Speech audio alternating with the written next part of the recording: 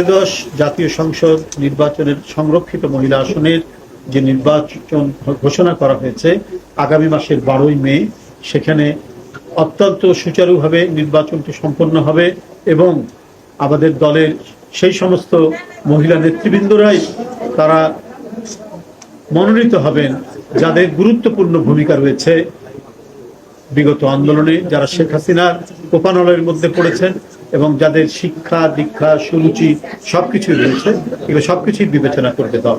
আপনাদের সকলকে ধন্যবাদ। খোদা হাফেজ। আমরা এখন শুরু করছি। প্রথমে আমরা উদ্বোধন ঘোষণা করছি কয়েকজনকে দিয়ে। জেরিন দেলোয়ার হোসেন। জেরিন দেলোয়ার হোসেন কে?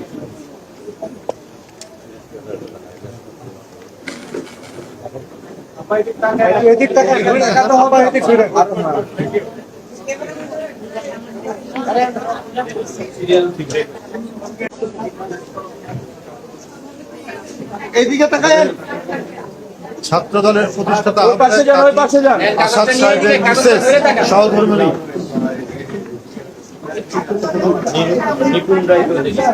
নিপুণ রায় চৌধুরী, বিএনপির জাতীয় নির্বাহী কমিটির সদস্য, ঢাকা জেলার সাধারণ সম্পাদক।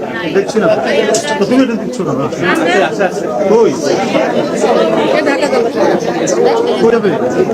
ওর প্রতিনিধি নিপুণ রায় প্রতিনিধি যা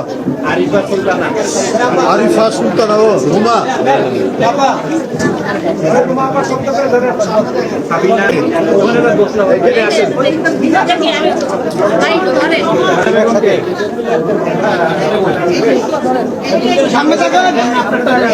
হয়েছে হয়েছে হয়েছে।